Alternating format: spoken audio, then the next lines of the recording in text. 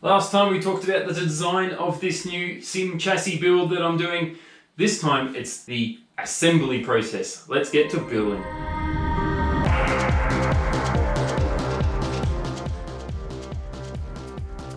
In terms of tools, the main things I need are the Allen wrench or Allen key to tighten all the bolts, because pretty much all of it is with Allen bolts. I've got a drill and a tap to tap the ends of some of these, which will have a bolt bolted into them. So that's an M8 tap. Got some lube, cutting fluid, and then a rubber mallet just to knock things in place. It also helps with knocking on things like the caps on the end of these.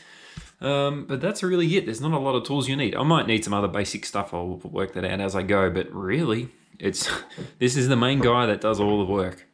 And for the detail on the components, I did go over it last time, but I've got the capping ends for the lengths. I've got the brackets. Now there's two types of 40/40 brackets. There's these ones which I've ground the tabs off, as you can see there, and then these ones which haven't been ground off. Some of them need this to be ground off because they're not necessarily sliding into a channel. They might be mounted this way or at an angle, either of which means these tabs need to go. So ground some of them off.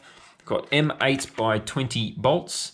A whole heap of these, about 200 I bought. They're only like $20 or $30, and then some washers to go with them. Got my T-nuts with the ball bearing so that they can easily slot in. You can push them in without having to put them in from the ends, so they're nice and handy. And then the larger brackets for some of the bigger stuff. And then obviously all the extrusion. And I did mention earlier in the previous video, I have got all the designs for this. If you're interested in them, there's a link below. Some of the extra stuff I've got today are some MX5 sliding rails, which will be good for the seat, obviously, MX5. The MX5 rails will be handy because I'll be able to move the seat back and forth really, really easily. It's a factory seat rail, so they're pretty sturdy, nothing sort of cheap and dodgy. I did have to modify them a little bit to fit flat, so these ends have been flattened because they're mounted on humps in the car. So we're just mounting it to a flat panel, and that flat panel is this guy, a piece of MDF that I've had cut exactly to size with some nice angles and things and chamfers. This was cut by my good friends Sticks and Stumps. I'll put an Instagram here for you so you can look them up. They do really beautiful work, and they've got lovely machines that were able to cut this stuff super accurate that I couldn't do here with the dodgy woodworking tools I've got. So massive thanks to them for cutting that for me for free, for love, however you want to put it. And that's enough talking. Let's get to assembling. So the best thing I'm probably going to do at this point is kind of pull all this apart because it's all just sitting there. I'll strip it down to the bare. We'll start with the chassis and we'll go from there.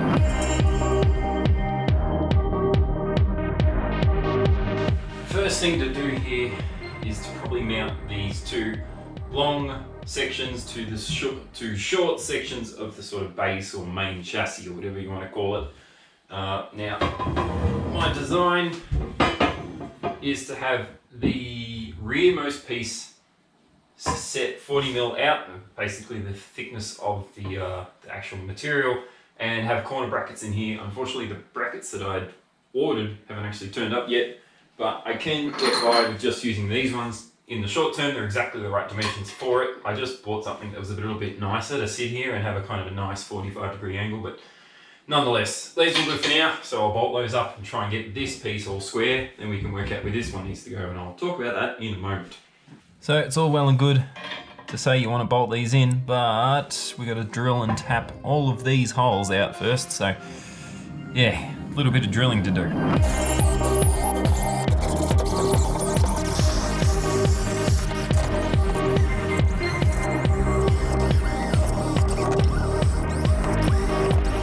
Threads are all cut. I've laid it out nice and square. It's time to install my brackets with a bolt and a washer with each corner, and I'll just smash these set out, and then hopefully we'll work out where this middle guy goes.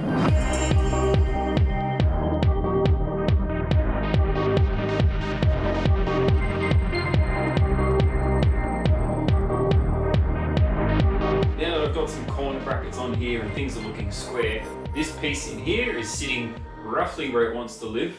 I've got a bunch of the larger corner brackets to put on the insides as per the design I had. So there's one that'll go here, ones that'll go there, and then also some on that side, which will really box the whole frame in. I'll also put some of the smaller brackets, like these guys, on the insides but down the bottom. However, I need to work out where this piece goes, and the reason that that is important is because of the section that I'm going to mount on top of here, something like so. To get this piece into the right spot, I need to tuck it in under here, which is really simple. Slide this guy in. And that'll mean I'll have a nice, clean and tidy top with not too many bolts and brackets exposed. It kind of boxes everything in. It'll make the whole thing nice and really solid and sturdy, and a good base on which I can mount the seat rails. So now I just need to bolt this length in place against these guys, and then we can take this guy off and tighten it all up. And then to mount this, we'll need to drill some holes and run some T-nuts in and bolt it down.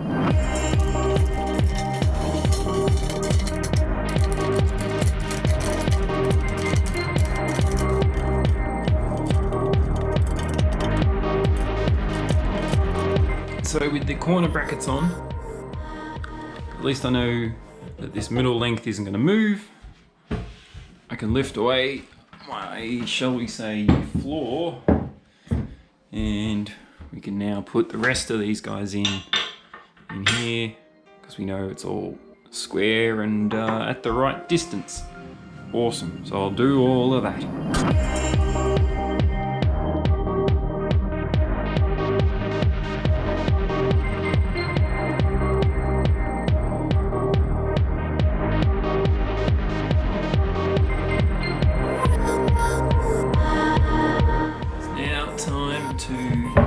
Drill some holes into this guy and bolt him down to the rest of the frame. So I'll probably run a few across each edge, and should be looking good.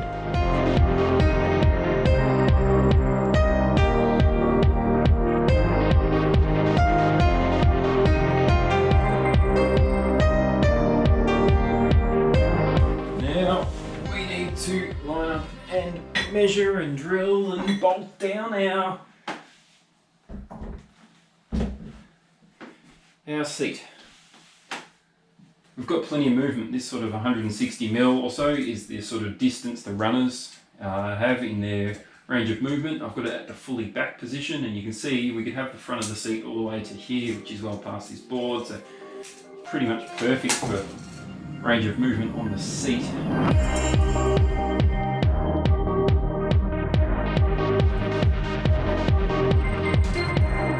So you can see here and here are our bottom seat bolts, and then up the top it's this one here. So it does actually go through the bracket, but it's alright. I've got a nice washer and a big nut on it. This one is the board, the bolt that holds the board in, that we drilled and tapped. So that one there, that one there, that one there, and that one there are the tapped ones for the holding our sort of base in place. But it's super sturdy in here, it's super strong. And if we lower it down, that's our rails in place. We just tighten up the bolts and the seats will bolt up.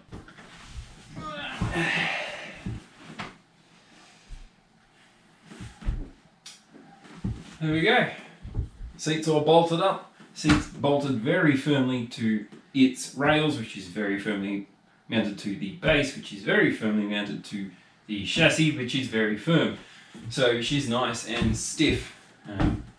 The cool thing is I can slide her back.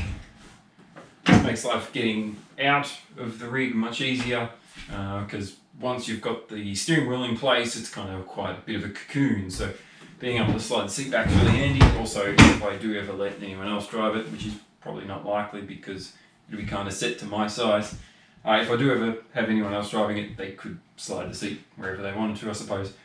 But perfect. I went up a notch on the seat bracket so that it's got a bit more angle, a bit more rake in the seat. It's just the way I like it, I guess. It's sort of a bit more like my race car. But that is perfect. There was a fair bit of work getting all the bolt holes and things lined up and drilling and tapping stuff, unfortunately. Because this isn't an off-the-shelf kit, I'm doing a bit of DIY here, and hence why I've got to drill some holes and things. But with just using bits I've got lying around, this seat is really awesome now. Just got the rest of the rig to do, so we'll probably do the sort of gantry for the steering wheel next. Let's get to work. Now I've just got the upright for the wheelbase mocked up, and I don't know exactly how far it needs to be away from the seat. At the moment I've roughed it in at 720 millimeters, but I will need to kind of get it in place, installed, throw the wheel on, and then work out the depth from the seat. Once I've got the depth right, I can play with the height a little bit as well, and maybe the angle, but first thing is to work out how far these vertical pieces need to be away from the seat. Thankfully, I have got the room to move the seat on the rail, so there is a bit of play there, but you know, we'll try and get it ballpark correct first thing.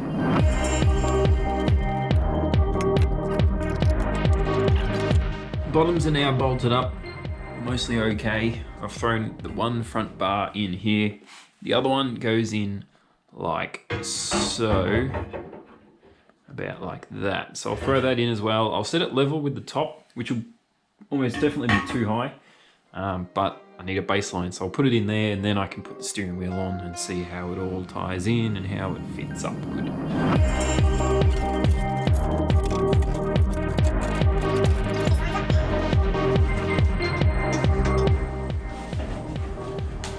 Feels, oh yeah, it's definitely too high and too far away. Probably more too far away than too high, so that's not too bad. It is it is a smidge high, and it needs a little bit of angle, about yay much. So we'll drop it down, maybe we'll drop it down 40 mil, so that the thickness of one of these extrusions, and we'll see how that feels. Which would actually be about this much. How does it feel if I do that?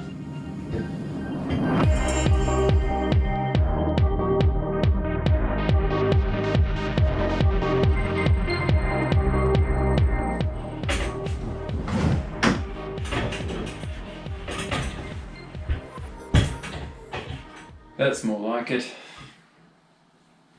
I set it about 15 millimeters difference in height between the two, and that gives me a nice amount of angle, which I think feels kind of natural, I suppose you'd say.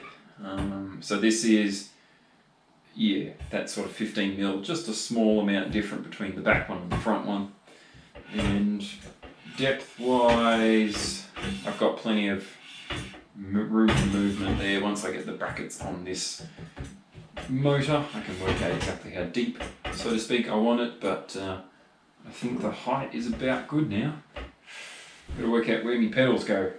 Now that the crossbars here for the steering are, I guess, in the right position, I just need to sync them all up. There is one thing missing though. I bought a piece of, I guess, a bracket that bolts between here and straps across to these two, and effectively I can drill and tap that hole and then run a couple of T-nuts in here and have a strap that runs along there. I've got a bracket for that, not yet here, but it's okay. In the meantime, I can still do up this bracket and the two bolts here, and obviously the same on the other side, and get this in the final position. It's probably still sturdy enough as it is, but it'll just add a bit of reinforcement and strength there, and any pulling this direction would be mitigated by that bracket. But honestly, this stuff is proving to be so sturdy. Similarly, on the other side, I've got the large brackets here.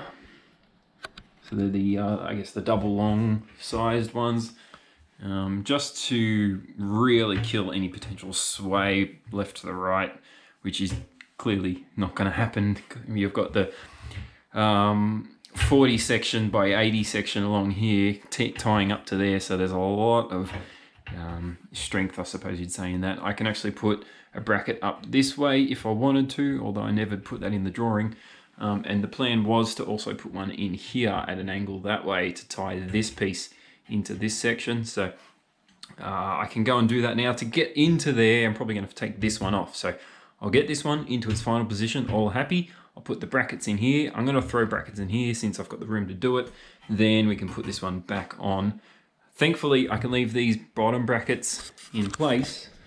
These guys, I can leave them there so I don't lose my height for this bar, just while I bolt this guy up. So a bit of geometry and mathematics and things going on here, but that's what makes it fun.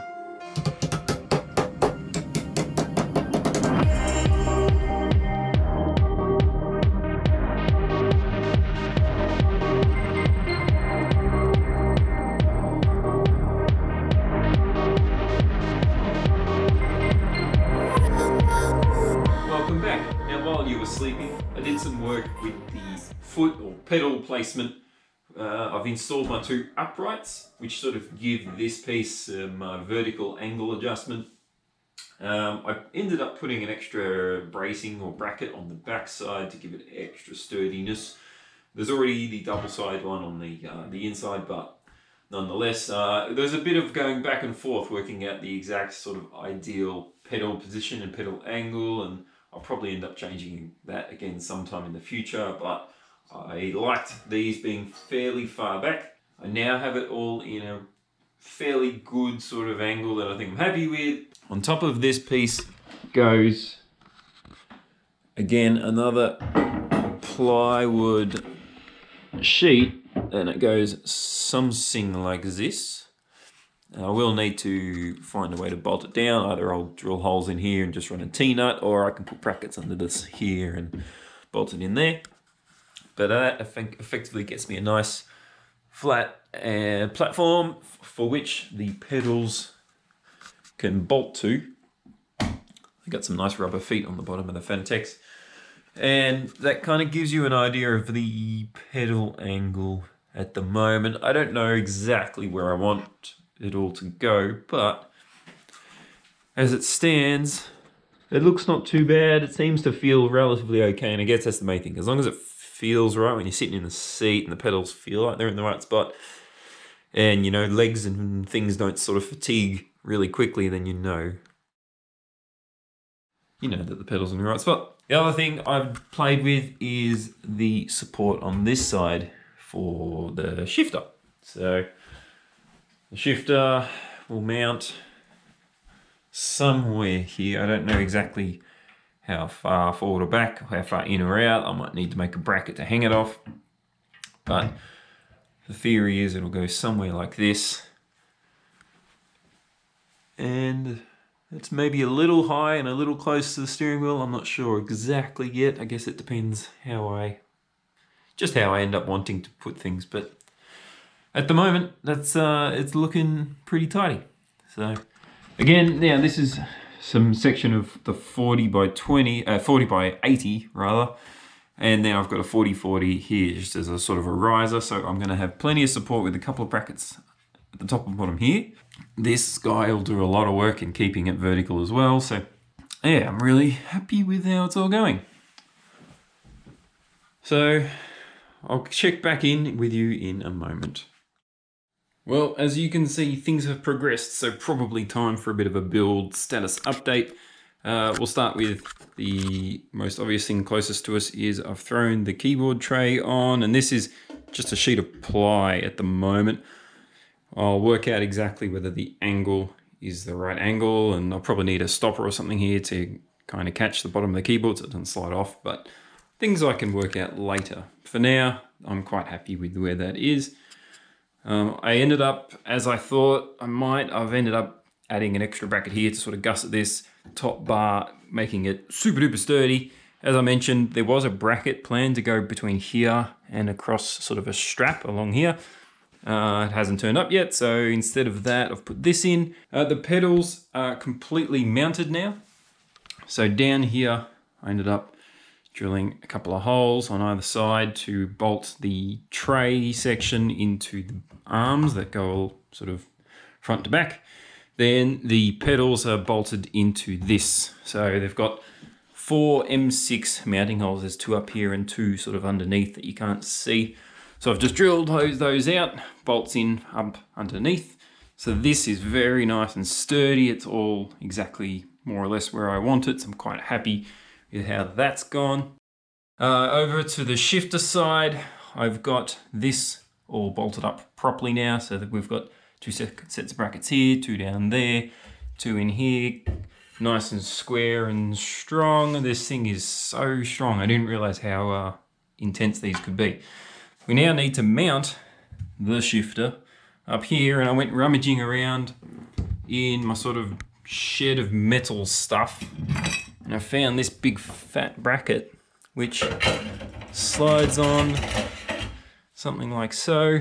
Shifter can mount, give or take about there, and I'll just need to kind of clean it up. I'll cut it down with the grinder, give it a clean, maybe paint it. I'll drill and tap some holes to mount the shifter to the plate, and then I need some bigger washers for here, and then I'll snug him down. It's a really thick plate, so it's definitely going to be able to handle the pressure, and it sort of seems to line up about nice with sort of where everything should go. So I'm quite happy. So I'll just have to sort that bracket out, and then we're happy.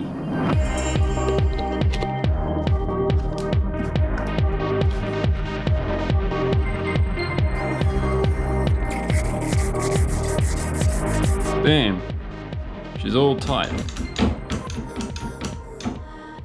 There's not a lot of movement in it. If I give that a good shove, there's a bit, but geez, that plate's thick, so really not too phased by a little bit of movement.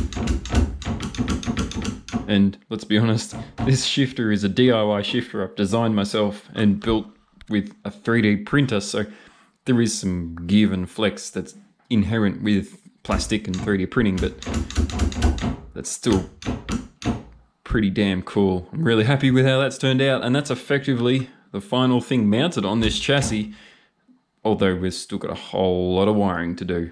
And well, there is the finished chassis. I'm so keen to give this thing a go. It's really turned out pretty awesome. I'm quite happy with how it's looking.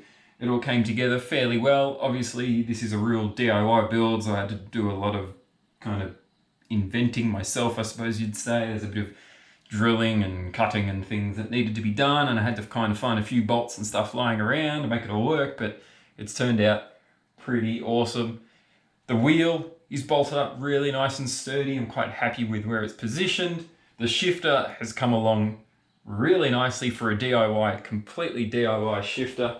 The pedals are nice and sturdily mounted. They're really quite solid. I'm really keen to give it all a good go. Using the plywood's perhaps not something a lot of people do with these 80-20 builds. Often I see 80-20 builds and they'll use extra lengths of the, usually it's 40 by 40 extrusion to mount this stuff to the rest of the frame, but I just felt like plywood was a nice alternative. People might think that it's a bit soft or bendy, but this is 18 mil thick, so it's pretty thick wood, so there's definitely no give in it. Yeah, I'm chuffed. The seat rail on the seat turned out really nice, even though I had to kind of mod it a bit to make it work. But it's got a bit of MX-5 heritage in this rig now because I use the MX-5 seat rail. And speaking of the pedals, I was quite happy that I drilled a hole sneakily underneath here where the wiring comes through. So once I get down to the wiring part of the build, I'll have it nice and tidy there, which is really cool. The shifter seems to have turned out okay. There's a little bit of flex there, but not too bad considering I haven't got the cable plugged in there yet, but there will be a cable that has to go through there. And the motor, we have the wire come out the bottom of the motor and it'll plug in there somewhere. Have to work out that, and the other plug goes in up under there. You can kind of see it.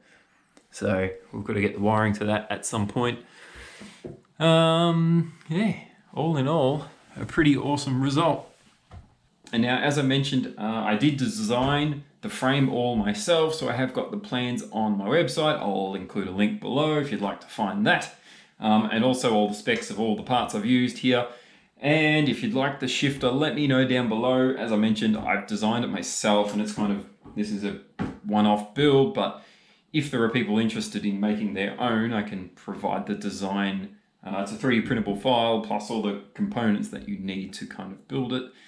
You do need to know a little bit about electronics, a little bit about Arduinos, and a little bit about 3D printers to be able to build it all, but it's nothing too difficult. And yeah, this is kind of, I guess, the chassis build done with all of the main components are fixed. There's obviously a whole lot of wiring to do. Don't forget, if you'd like to see more of this build, if you'd like to see me start driving the thing, you'll have to subscribe so that I can upload those videos in the near future and you won't miss them. Thanks for watching. We'll see you next time.